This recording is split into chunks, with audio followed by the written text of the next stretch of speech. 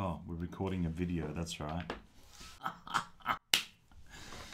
Oh, bloody phones. Better off without them.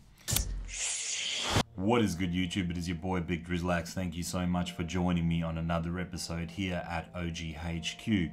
This week we're going to talk about these two little knives, which are the Man Bug and the Ladybug from Spyderco. Of course, if you want specs on knives and things like that, you're not going to get that from my channel. Things like that are just a Google away anyway. Spyderco to me was always like this knife maker who wasn't really one of my favorites. Wasn't even close to being one of my favorites. I was always attracted to Benchmade more.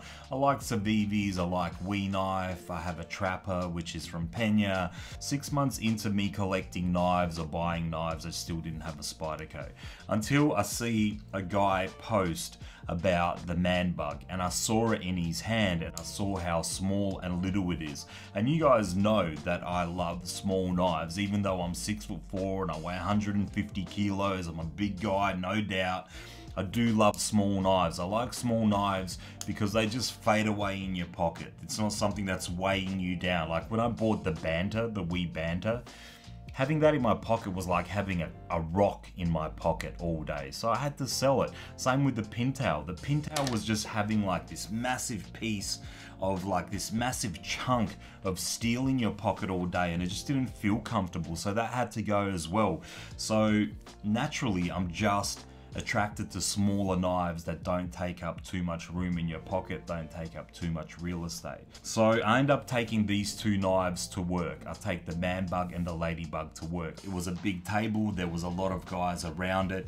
I didn't tell anybody that this was called a Ladybug though, because I didn't want to mess with anybody's head, and I wanted a true representation of them holding it, and I wanted them to be truthful in what they were thinking when they were holding this knife. What I found out though was that guys that were over 5'8" in height, they preferred the Man Bug. The guys that were under 5'8", they preferred the Ladybug. So it is a little bit of a crazy topic as well, that you have to lie to people and not tell them that it's a Ladybug, because you know, guys are guys and they're strong and they have testosterone, and I can't be bloody seen carrying a Ladybug in my pocket, mate. You know, that makes me girly, which is a little bit ridiculous, because I think that if something fits in your hand and works for you,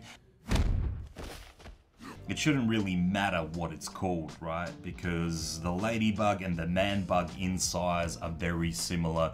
The blade is a tiny little bit thinner on the Ladybug, and the handle on the Man Bug is just a little bit bigger. I honestly think that if you told knife guys, people in the know, that this was a Man Bug, they wouldn't even know the difference, because the difference between them is so little.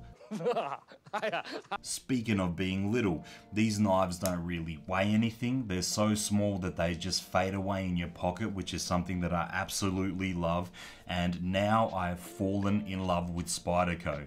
I know that they're a little bit on the uglier kind of side, but just the way that they feel in the hand. And this was something else that the boys were saying at work. At first, when I brought these knives out, they were all kind of laughing and they were like, wow, let me see, it's so cute, look how small those knives are. But once they started having these knives in their hand, they started to realize that the ergonomics of these knives are absolutely amazing. The two fingers lock in there, the third one kind of holds the knife in place, and then you have a spot for your thumb as well, which gives it a lot of control.